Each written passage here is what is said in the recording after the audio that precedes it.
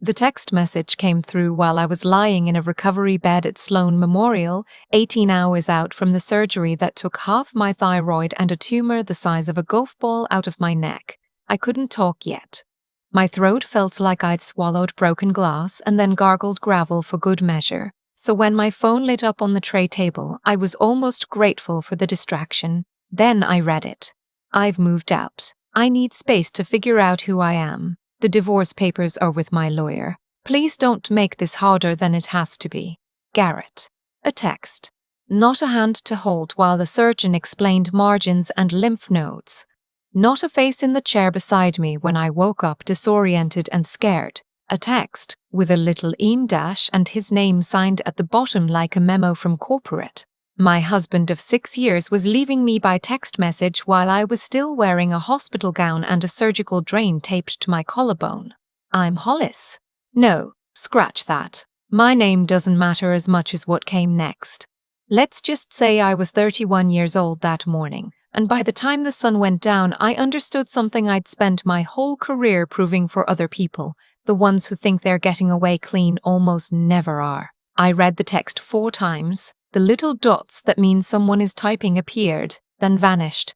I waited. Nothing else came. That was it. That was the whole goodbye to 6 years of marriage. The nurse who'd been checking my vitals every 2 hours. A woman named Dot with reading glasses on a beaded chain and a voice like warm bread must have seen my face change. Sweetheart, your pressure just jumped. What's going on? I turned the phone around so she could read it. I couldn't say it out loud, partly because of my throat and partly because saying it would have made it real in a way I wasn't ready for yet. Dot read it twice. Then she took her glasses off, folded them very deliberately, and said a word. I will not repeat here because she'd lose her license, followed by, while you're in a hospital bed? After cancer surgery? She set the phone down gently like it was something contaminated. Honey, I have been a nurse for 26 years and I have seen the worst of people. This is in the top 5. I wrote on the little whiteboard they'd given me for communicating. He has access to everything. Dot frowned. What do you mean everything? I wrote one word. Money. And that's when the second wave hit me, harder than the first. Because the truth was, Garrett didn't know what I actually did for a living. Not really. He thought I was something with banks. He'd told people at parties I was a numbers person while he held court about his commercial real estate deals, the ones that were always about to close, always one handshake away from making us rich. What I actually do is trace money. I'm a certified fraud examiner. For 9 years, my entire job has been following the breadcrumbs people leave when they try to hide assets, divorces, bankruptcies, embezzlement cases, the works. I find the offshore account behind the shell company behind the cousin's name. I find the cash that doesn't exist. Companies pay me a lot of money because I am very, very good at finding what men like my husband think they've buried deep enough to keep. The irony was so thick I could have choked on it, except my throat was already doing that on its own. I picked up the whiteboard marker again and wrote slowly, "Get me my laptop. It's in the blue bag." Dot looked at me for a long moment. Then a slow smile spread across her face. "You're going to do something, aren't you?" I nodded. "Should I be worried?" I shook my head and wrote, "Only if your name is Garrett." She laughed so loud the patient in the next bed groaned. The first thing I did was log into our joint checking account. I already knew. You always know before you look, but you look anyway because some stubborn part of you wants to be wrong. We'd had a little over $38,000 in there as of Friday. My salary went in. His commissions went in when they came, which was rarely, and we paid the mortgage and the bills out of it like a normal married couple. As of that morning, it held $204. He'd left enough to keep the account from auto-closing. He'd even left it on a number that wasn't quite 0, like leaving the porch light on after you've changed the locks.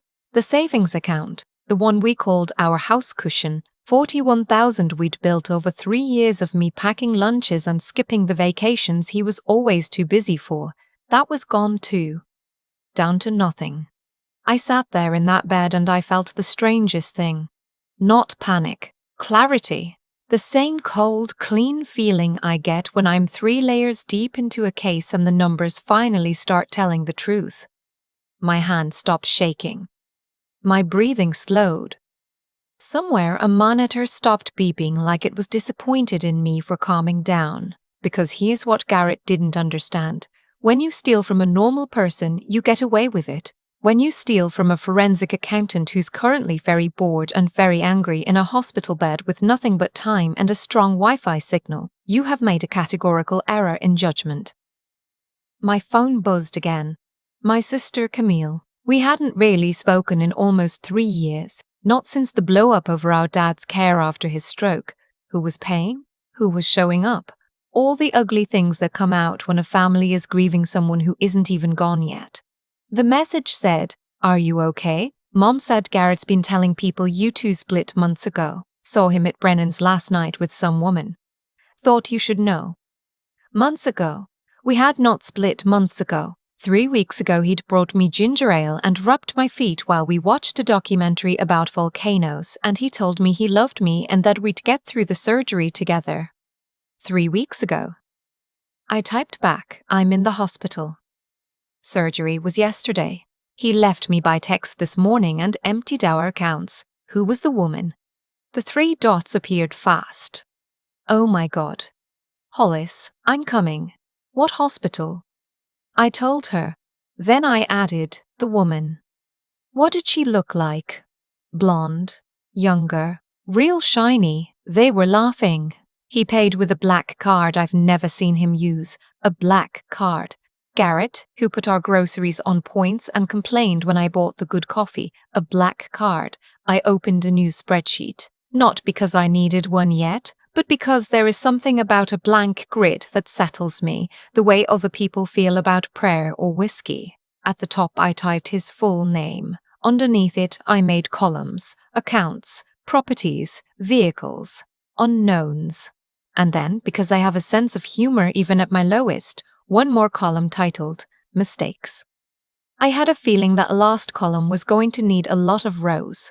Camille showed up 2 hours later, still in her work clothes, mascara smudged like she'd cried in the car, holding a gas station bouquet and a bag of the sour candy I'd loved when we were kids. She stopped in the doorway when she saw me, the bandage, the drain, the grey hospital pallor, and her face just crumpled. "I'm so sorry," she said, "about all of it, about being gone, about Dad, about this." She set the flowers down and took my hand, and for the first time in 3 years my little sister and I were just sisters again. I couldn't talk much, but I squeezed her hand hard and she understood. Then she pulled up a chair, looked at the laptop, looked at me and said, "Okay, what do you need me to do?" That's the moment I knew I was going to be fine. Maybe not today, but fine. The next 48 hours were a blur of morphine, ice chips and discovery. I want to be careful here because everything I did, every single thing was legal. I want that on the record. I didn't hack anyone. I didn't impersonate anyone. I used the same skills, the same public records, the same forensic methods I use every day for paying clients, except this time the target had left his dirty laundry in my own laundry basket for years, and I'd been too in love or too tired to smell it. The first thing I found was the LLC. Garrett had formed a limited liability company 8 months earlier, something with a generic name, the kind of name that's designed to be forgotten. Meridian Holdings Group. He'd listed it at a UPS store mailbox he probably thought looked like an office address. I knew that trick. I'd busted 20 guys using that exact trick. Through the LLC, he'd been routing the commissions he told me had fallen through. Tens of thousands of dollars over 8 months, money I'd been told didn't exist. Money that meant we couldn't afford the better cancer center across the state line, the one not fully covered by my insurance. The one I'd cried about and then told myself it was fine. The local one was fine. It was not fine. There had been money the whole time. He'd just decided I wasn't worth spending it on. I'm not going to pretend that one didn't hurt. I cried for the first time then, ugly and silent so Camille wouldn't hear, the tears running sideways into the bandage. Because cancer surgery I could handle. The cheating I could handle. But the idea that he'd looked at my fear and my treatment options and quietly chosen to protect his secret slush fund instead of his wife, that one went all the way down to the bone. Then I wiped my face, took a breath, and added a row to the mistakes column. Diverted marital income through undisclosed LLC during spouse's medical crisis. In a courtroom, that's not just sleazy, that's fraud on the marital estate. That's a judge makes an example of you kind of thing. Camille became my hands. When I got tired, when the meds pulled me under, she'd take screenshots, label files, organize the growing folder we'd started calling with grim cheer, the Garrett Project. She had a knack for it. Turns out my baby sister, the one I'd written off as flaky, had run the books for her ex-husband's landscaping business for 6 years and could read a bank statement like a bloodhound reads a trail. "You're good at this," I wrote on the whiteboard. She shrugged, but I could tell it landed. "Somebody in this family had to be the responsible one while you were off being important." We both laughed. It felt like the first real thing in days. On the third day, my mother-in-law called, or rather, the woman who'd been my mother-in-law for 6 years. Pearl, 73, sharp as a tack, the kind of southern woman who could insult you so politely you'd thank her for it. I almost didn't answer, but something told me to. "Hollis," she said, and her voice was shaking with a fury I'd never once heard in all the holidays and Sunday dinners. "I just got off the phone with my son. Do you know what that boy had the gall to tell me? That you'd already moved out, that you'd been having an affair, that he was the victim." I croaked out 3 words. "Pearl, the hospital." A silence, then very quietly, "Say that again." "I'm in the hospital. Surgery." Thursday. The sound she made I will never forget. It was the sound of a mother realizing exactly what her child is. "He told me you were on a girls' trip."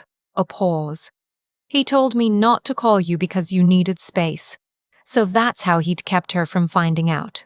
He'd built a little wall of lies around me on every side, told everyone a different version, counting on the fact that none of us was speaking to each other to keep the stories from colliding. My estranged sister. His mother. He saw twice a year. He'd weaponized the distance in all our relationships. And it almost worked. "What can I do?" Pearl said. It wasn't a question, it was a vow. I thought about it. Then I rasped. "Photos. The woman. Anything. Don't tell him you talk to me." "Oh, honey," Pearl said, and I could hear her settling in like a general at a map table. "I have been collecting receipts since 1974. You just point me where to dig." Pearl, it turned out, had a Facebook account and absolutely no shame about using it. Within a day she'd found the woman. Her name was Brielle.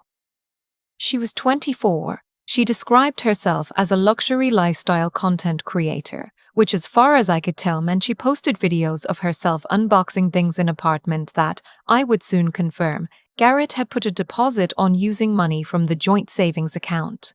My savings account. The skipped vacations, the packed lunches. Brielle's most recent post was a video tour of our cozy new place, and in the background, on the kitchen counter, was my grandmother's stand mixer. The avocado green one from 1971 that my nana had made every birthday cake of my childhood in. The one thing I'd told Garrett, in no uncertain terms, was never to be touched, sold, or moved.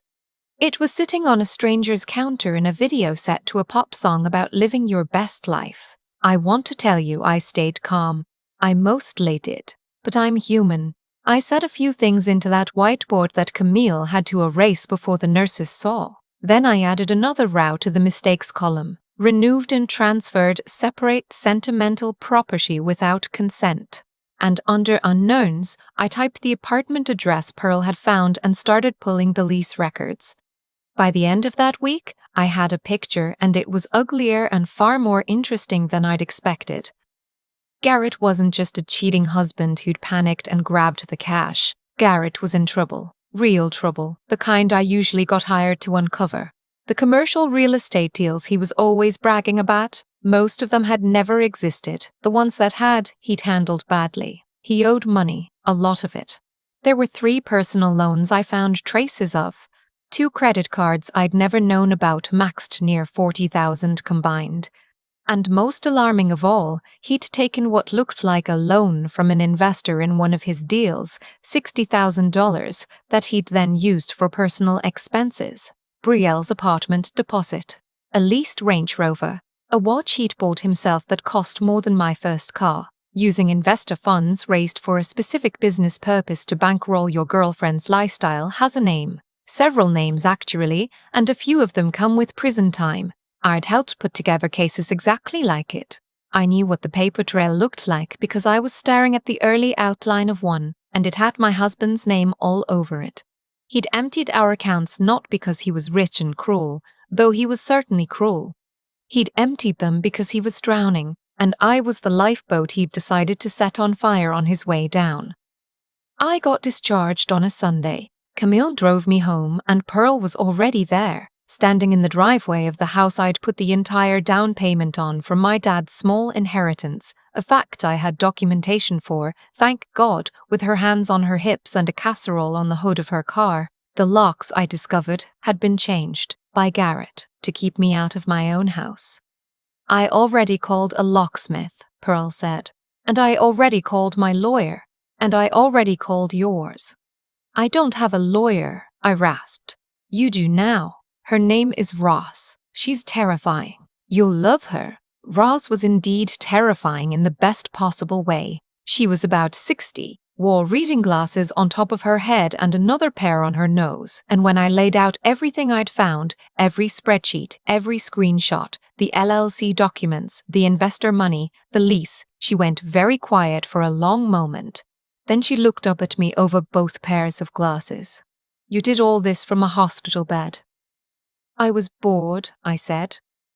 My voice was coming back, raspy but mine. Honey, Ross said, I have practiced family law for 34 years and I have never, not once, had a client hand me a case that was already built. Usually I spend 6 months and $20,000 of the client's money dragging this out of a forensic accountant.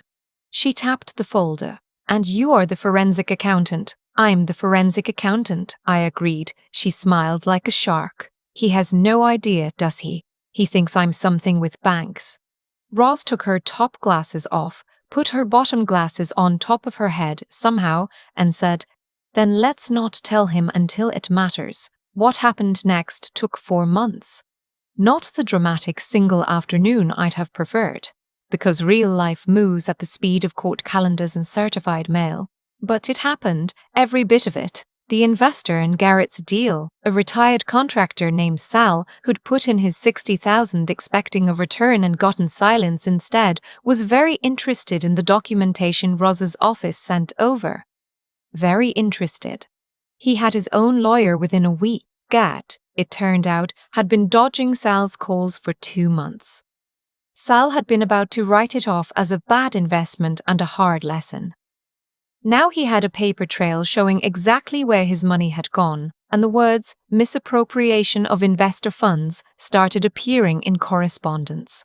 Garrett's lawyer, the one he'd bragged about in the breakup text, sent a smug letter early on proposing that we split remaining marital assets equally and that I waive any claim to his business. Ross wrote back a letter so devastating, so completely armed with documentation, that Garrett's lawyer withdrew from the case 11 days later. You don't see that often. A lawyer looking at the evidence and deciding he doesn't want his name anywhere near it. The discovery process was where it really came apart for him. Garrett, under oath, swore in a financial affidavit that the joint accounts had been depleted by shared expenses, and that Meridian Holdings was a defunct entity with no assets. Both statements were lies, and I had the bank records to prove it. The same records he didn't know I could read like a children's book. When you lie in a sworn financial affidavit and the other side proves it, judges stop seeing you as a party to a dispute and start seeing you as a problem. Ross made very sure the judge saw him as a problem. The house was never really in question once I produced the inheritance documents showing the down payment was my separate property. The locks he'd changed to keep you out became, in a courtroom, an attempt to deny a spouse access to a separately funded marital residence during a medical recovery. Roz read that sentence out loud and I watched the judge's jaw tighten.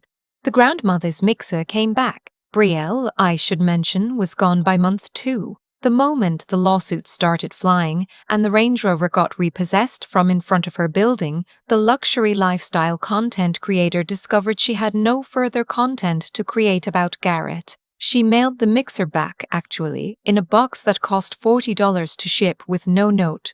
I didn't need a note. I just needed my Nana's mixer back on my counter, where I made myself a very small, very lopsided celebration cake the day the divorce was finalized. It was finalized in my favor in nearly every particular. I kept the house. The marital debt he'd hidden was assigned to him, since he'd hidden it. I was reimbursed from his share of remaining assets for the funds he'd drained.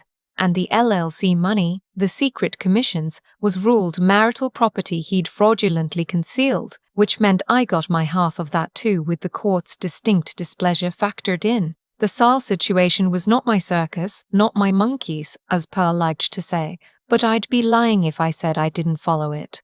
Last I heard, Garrett had entered into a repayment agreement to avoid charges, which means he'll be paying back that $60,000 plus the marital judgment, plus the debts, on a real estate career that mostly exists in the stories he tells at bars. I almost feel sorry for the next person who has to listen to him. Almost. Here's the part I actually want you to hear, though, because the money was never really the point. The point was a Tuesday morning about 6 months after all of it ended, when I woke up in my own bed, in my own house, with no drain in my collarbone and a clean scan from the oncologist folded on my nightstand. Camille was asleep in the guest room because she'd moved closer. We decided sisters shouldn't waste another 3 years being stupid.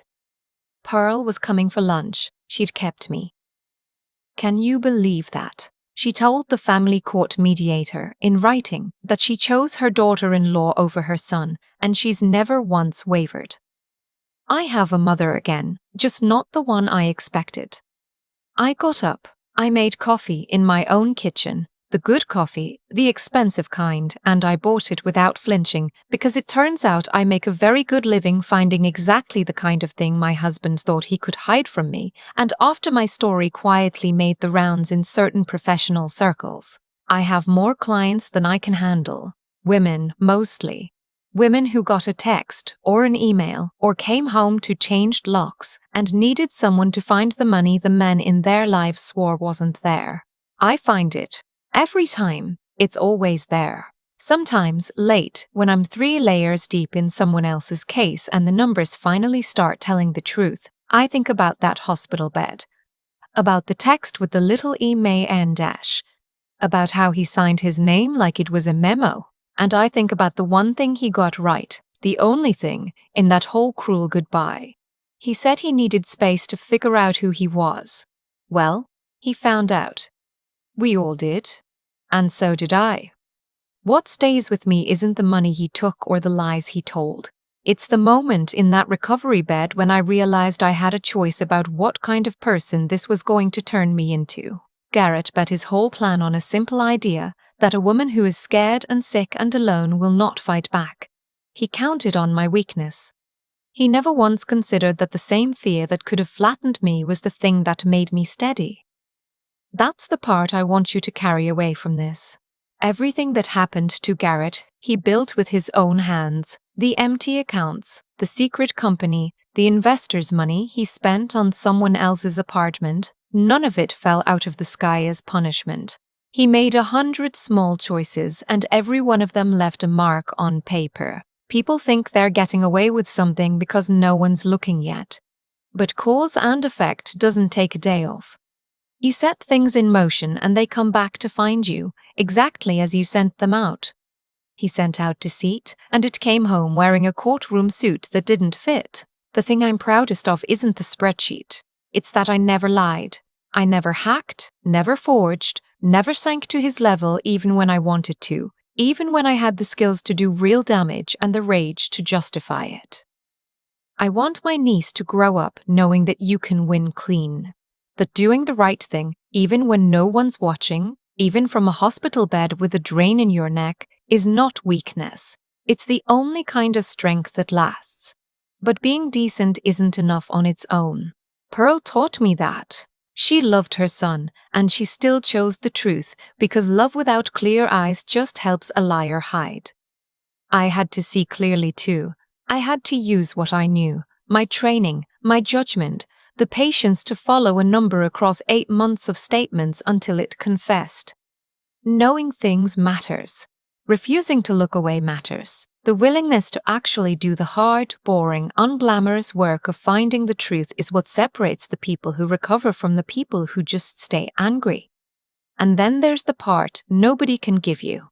The part where you wake up in a bed you might lose, in a body that just betrayed you after the person who promised to stay walked out by text, and you decide to get up anyway.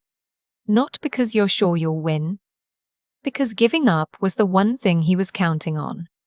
Camille came back. My voice came back. The cake I made in Nana's mixer was lopsided and I ate the whole thing. He said he needed space to find himself. I hope he's still looking. Me, I already know exactly who I am, and it turns out she was in there the whole time, just waiting for a reason worth standing up for.